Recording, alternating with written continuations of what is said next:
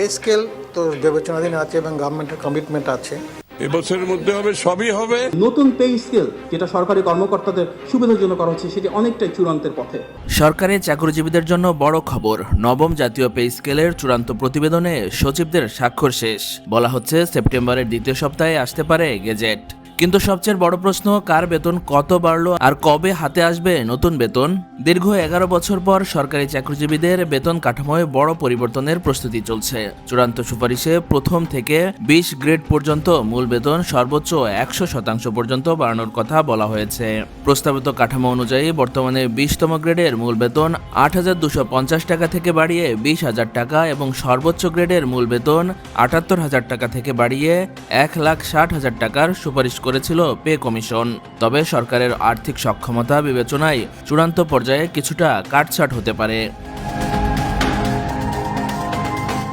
এখন যে বিষয়টি সবচেয়ে গুরুত্বপূর্ণ হয়ে উঠেছে সেটি হলো কবে কার্যকর হবে এই নতুন পে স্কেল। সরকারের পরিকল্পনা অনুযায়ী নতুন বেতন কাঠামো 1 জুলাই 2026 থেকে কার্যকর ধরা হবে, আর অক্টোবর থেকে নতুন কাঠামো অনুযায়ী বেতন পাওয়ার সম্ভাবনা রয়েছে। অর্থাৎ জুলাই, আগস্ট ও সেপ্টেম্বরের বেতন পুনর্নির্ধারণ করে বকেয়া হিসাবে সমন্বয় করা হতে পারে। তবে বকেয়া টাকা একসঙ্গে দেওয়া হবে কিনা সেটিও বড় প্রশ্ন। সরকারের আর্থিক চাপ কমাতে কয়েক ধাপে বকেয়া পরিশোধের পরিকল্পনা রয়েছে বলে জানা গেছে। এদিকে চূড়ান্ত প্রতিবেদনে সচিব কমিটির সদস্যদের স্বাক্ষর শেষ হয়েছে। সেপ্টেম্বরের শুরুতেই প্রস্তাবটি মন্ত্রিসভায় উঠতে পারে। অনুমোদনের পর আইন মন্ত্রণালয়ের ভেটিং এবং অন্যান্য প্রক্রিয়া শেষে সেপ্টেম্বরের দ্বিতীয় সপ্তাহে গেজেট প্রকাশের লক্ষ্য রয়েছে। কিন্তু এখানেই শেষ নয়। সরকারি কর্মচারীদের একটি অংশ বলছে তারা পে কমিশনের সুপারিশ অনুযায়ী বৈষম্যহীন নবম পে স্কেল চান।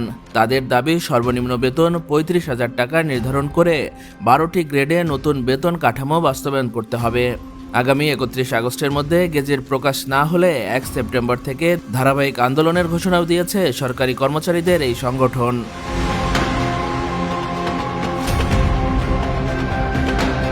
11 বছর পর অবশ্যই নতুন পে স্কেলের অপেক্ষার অবসান হতে যাচ্ছে। বেতন বাড়বে সর্বোচ্চ 100% পর্যন্ত, আর চূড়ান্ত প্রতিবেদনে সচিবদের স্বাক্ষরও শেষ হয়েছে। তবে সরকারি কর্মচারীদের আন্দোলনের ঘোষণা নতুন করে চাঞ্চল্য সৃষ্টি করেছে নবম জাতীয় পে স্কেল নিয়ে।